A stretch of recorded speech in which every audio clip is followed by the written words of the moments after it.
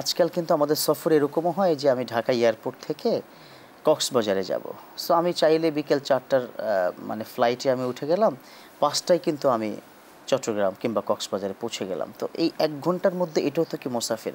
তো এই মুহূর্তে কি আমাদেরকে রোজা কি ভেঙে ফেলা যাবে, সুযোগ আছে কি?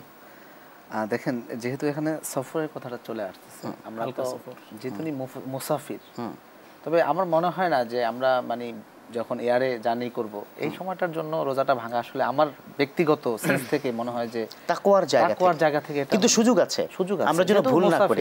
একটা সময় সফর ছিল মানুষজন পায়ে হেঁটে হেঁটে যেত, অনেক দূর যেত, রাইট। আর এখন তো এয়ার যুগে আমরা চলে যাচ্ছি এখান থেকে এখানে মুহূর্তের ভিতরে। ওইটা আপনি তো একজন বিজ্ঞজন মানুষ, শুধু উপস্থাপক না, আমি আপনাকে একজন আলেম হিসেবে একটু বলি। বিষয়টা হলো সফর মানে শুধু যাতায়াতই না। আমি এখান থেকে একটা জায়গায় গেলাম, নতুন জায়গায়, আমাকে সেখানে মেসিং করার বিষয় আছে, সব মিলিয়ে কিন্তু সফরে একটা ক্লান্তি থাকে। আমি এক জায়গা থেকে জায়গায় শিফটিং যখন করি, অচেনা জায়গা, অনেক সময় ইফতারের সমস্যা হতে পারে, নানান কিছু হতে পারে।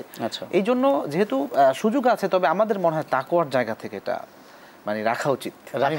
কিন্তু আমরা যেন দর্শক আপনারা ভুল বুঝবেন না, প্লিজ। দুজন আলেম, ওনারা যথেষ্ট বিজ্ঞ, ওনারা যেটা বলতে চেয়েছেন এই অংশটুকু হলো আপনি বাই ইয়ারে যখন যাবেন তখন রাখা উচিত, কিন্তু আপনি ভাঙলে কোনো গুনাহ হবে না। ফাইদাতু মিন আইয়ামিন উখরা, পরবর্তীতে রোজার পর আপনি কি রেখে দিবেন, তার সওয়াব আপনি পেয়ে যাবেন।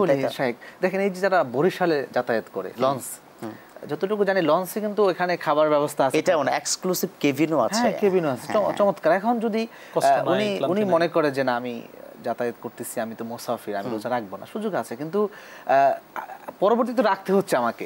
এই রমাদানের যে একটা সময়, কত সুন্দর একটা মৌসুম, এখানে একটা রোজা মিস করা মানে অনেক কষ্ট লাগে আমার মনে হয়। ফরকানি সাহেব যেটা বললেন যে পুরো বছরে যদি রোজা রাখেন একটা ফরজ সমান হবে না।